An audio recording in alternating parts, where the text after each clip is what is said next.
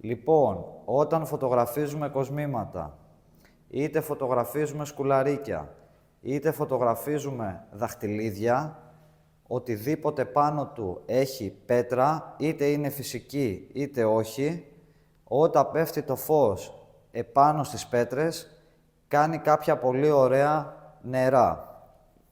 Ή αλλιώς μπορούμε να τα πούμε highlight εμείς. Λοιπόν, αυτό από μόνο του κάνει το κόσμημα να λάμπει.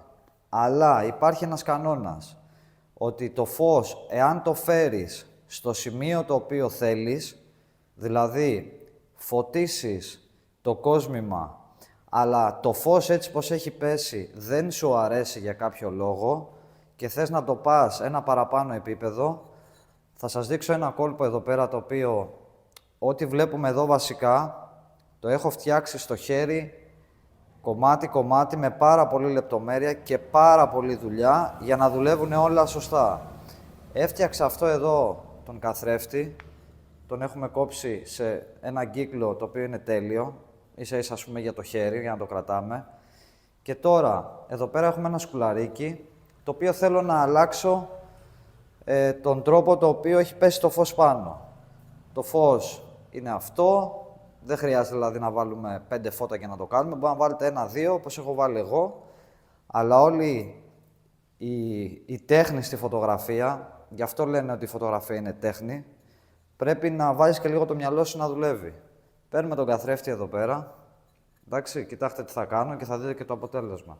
Και θα πάω κάτω από το φως, το οποίο χτυπάει απευθείας πάνω στο προϊόν και θα αλλάξω τα highlight. Λοιπόν, θα δούμε και την οθόνη, θα βάλω να βλέπετε την οθόνη εσείς, καθώς εγώ έχω βάλει τον καθρέφτη από κάτω για να κάνω τα νερά.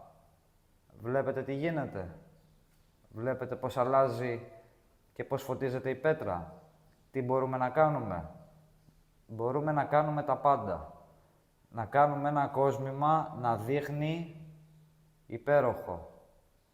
Κοιτάξτε εδώ πέρα. Αυτό γίνεται γιατί πέφτει πάνω το φως και βάσει της φυσικής αντανακλάει πίσω και ξαναγυρνάει μέσα από την πέτρα. Και τραβάτε τη φωτογραφία του αν θέλετε. Βέβαια αυτό απαιτεί πολύ χρόνο, δηλαδή αυτό αξίζει να το κάνετε όταν θέλετε να φτιάξετε κάτι πάρα πολύ καλό και φυσικά να κάνετε και τη διαδικασία focus stacking μετά για να είναι όλα sharp, αλλά πιστέψτε με, αυτό εδώ το πραγματάκι, το οποίο δεν κοστίζει τίποτα, απλά θέλει σκέψη και δουλειά και οργάνωση, μπορεί να κάνετε απίστευτα πράγματα. Και φυσικά τα πάντα πρέπει να είναι και στον αέρα, έτσι. Εγώ εδώ έχω κατασκευάσει μία βάση δικιά μου με πάρα πολύ μελέτη όλα αυτά τα χρόνια για να το φτιάξω έτσι πως θέλω, τα οποία τα κρεμάω και τα μετακινώ σε όποια αγωνία θέλω. Γιατί δεν υπάρχουν έτοιμα αυτά και καλό είναι να τα φτιάχνουμε μόνοι μας για και να πειραματιζόμαστε και να ανεβαίνουμε και επίπεδο. Λοιπόν, τα λέμε στο επόμενο. Γεια!